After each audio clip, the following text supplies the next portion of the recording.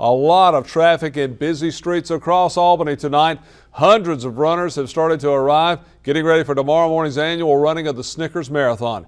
WALB News 10's Re-Essa Buckles is live on Front Street, where the big race will begin tomorrow morning. She has a look at how the organizers are prepared for this big day.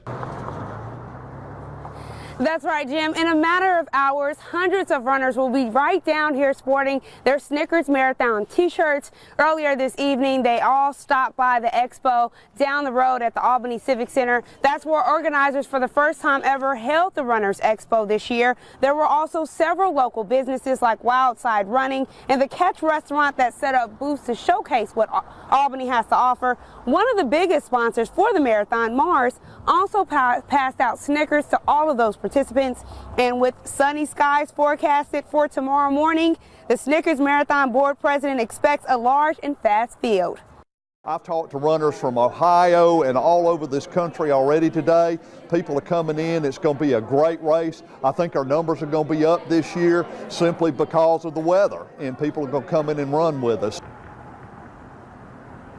Tonight was the last night participants could register for tomorrow's race. The wheelchair race starts at 6:45 in the morning, and the full and half marathon start at 7 a.m. promptly. Drivers should expect detours and delays across the city tomorrow. And there are going to be hundreds of spectators lining the Albany streets as well to cheer on those runners. Re-Essa, you met one earlier today that says this marathon is a very special event for her, even if she's not going to be able to participate this year. That's right, Jim. I spoke to Stephanie Freeman. She suffered a brain injury back when she was younger in her teenage years.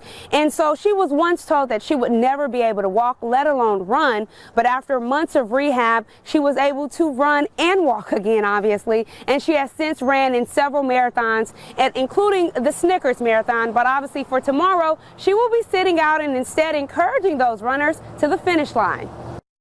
I remember walking out these doors right behind us every day of my life, and it drives me. Stephanie Freeman will be one of the first out on the streets with her lawn chair. They're just like these people here at Palmyra, which is now Phoebe, gave me.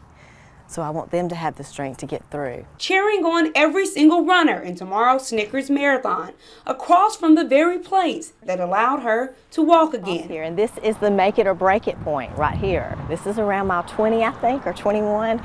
And they're hustling, and it's hard to get through, so I try to bring some good energy to them. But before a brain injury at age 14, Freeman was never fond of running. I was told I'd never walk again, so running these streets mean a whole lot to me. After spending 4 months rehabbing at Phoebe North Campus, she gradually became an avid runner, participating in the Snickers Marathon for the past 6 years. I used activity to battle anything. And tomorrow, she'll be passing along that same positive energy to our fellow runners, holding a banner that reads "Share Your Strong," the name of her nonprofit. To encourage never giving up, and that it can be done.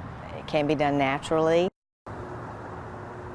Stephanie Freeman and her son will be out bright and early, lined up right outside of Phoebe North Campus with their lawn chairs to cheer on those runners. Again, she reminds everyone that that will be around mile 20 and 21. So that's that critical point in which they really need all the encouragement they need to get to the finish line. But for now, I'm live in downtown Albany. Re-Essa Buckles for WALB.